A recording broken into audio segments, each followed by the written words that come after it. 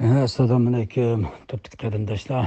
Allohning rahmat butun musulmonlarga bo'lsin, jumladan topimizdagi qarindoshlarga bo'lsin. Bugun topimizda nihoyat yaxshi, esil, o'tan fikrlar bo'ldi, manfaatli fikrlar bo'ldi. Alloh taolo hammamizni to'g'riliqning ustida qilsin. Ana shu to'rtoplarda bo'lyapmiz, bir nihoyat ajallik bir xatolikni o'tkazyapmiz-da. Hozir ajallik bir xatolikni o'tkazyapmiz. Aslida unda qilmasligimiz kerakdi. Nima deganda, mayli kim bo'lishidan qat'iy nazar, bir haqni to'g'rini o'tirib qo'ygan vaqtida uni qo'llash, quvvatlash kerakdi. Hozir haq to'g'ri degan nima degan vaqtida haq to'g'ri bizning nafs xohishimiz bo'lib qoldi. So'zlayotgan odam bizning nafs xohishimizga uyg'un gapni qilsa, biz barmoqlarimizni chiqarib, gullarni taqdim qilib, qahvalarni berib uningda ashunda qilib ketimizga.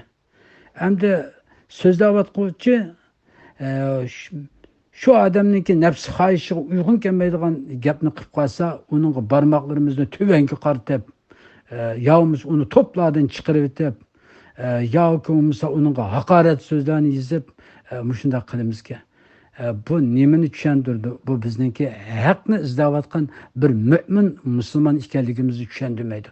Balki bir nafsining quli bo'lib, nafs xohishi bo'yicha menayotgan bir insonlar ekanligimizni, ashunday bir sifatli odamlar ekanligimizni tushuntirib qo'ydi.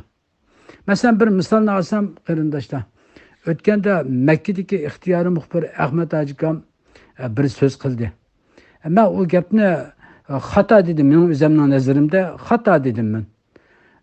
Dedim, u odamga qarshi so'z qildim.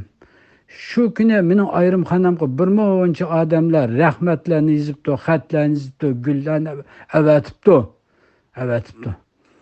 Shu gaplar nihoyat yarab ketibdi u insonlarga, nihoyat yarab ketibdi. Voy Alloh rozi bo'lsin sizdan deganda gaplar kelib ketdi. Men gap qilmadim. Az kundan keyin men yana bir nutq so'zildim. Heliqi men gullarni avatgan, heliqi men qahvalarni avatgan, voy Alloh rozi bo'lsin degan odamlar mening nutqimni anglab, ba'zilari meni tillab, mushlarni avatdi mening ayrimxonamga. Ranjib yomon gaplarni qildi. Ammo shu gapni qilayotgan o'xshash bir men tashug'li, ikki birli gapni qilgan shu tashug'li. Bu tashug'li birda bularningki gullarni taqdim qilishi muyassar bo'ldi, birda mushlarni avatib tillashlariga duchor bo'ldi. Demakki, bizning odamlarimiz haqiqat izlamaydi. Nafsi xohishini izlaydi. Men so'zlagan so'z shu insonlarning nafsi xohishiga mos kelib qolsa, men ularning nazarida isil odam.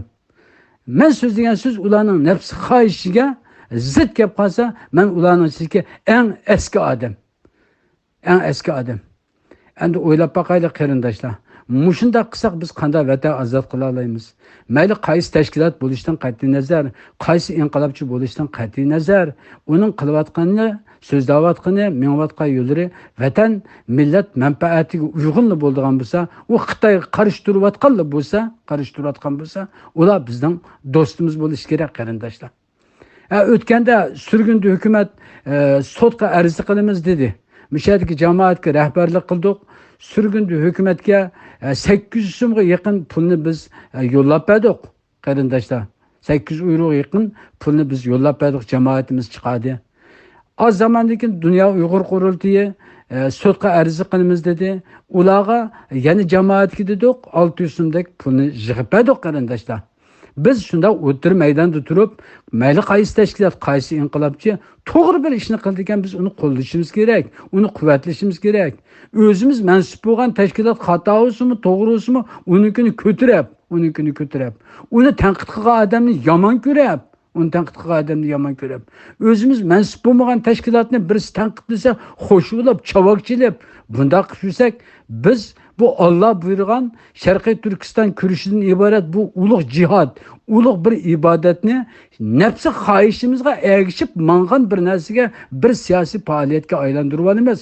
aylantirib olamiz. U vaqtda biz Allohning roziligiga va rizoligiga erishmaymiz. Agar shu holatimizda Allohning dargohiga borsak, Alloh nima deydi? Sen mening roziligim uchun kurash qilmading. Sen o'zingning tashkiloting rahbarlarining roziligi uchun kurash qilding sen. Deydi mana.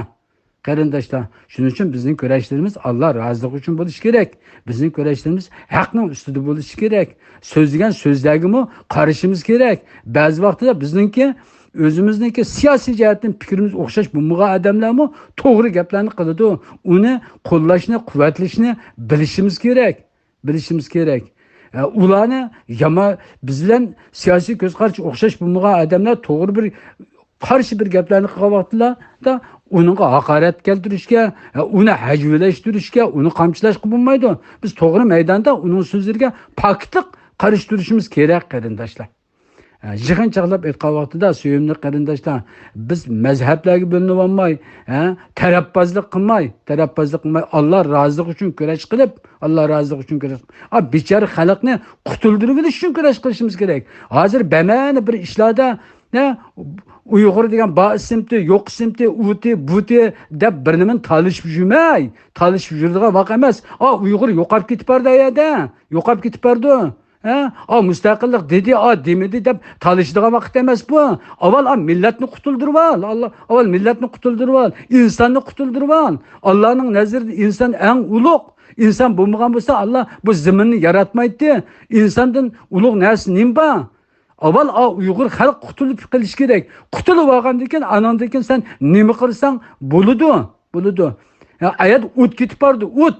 Balo qazo bo'lib ketib bordi. 40-50 yillikka xalq qolmaydi. Shuning uchun biz hozir inqilobningki eng jiddiy ahvolni bilishimiz kerak. Hozir qiladigan ishimiz nima? Nima muhim?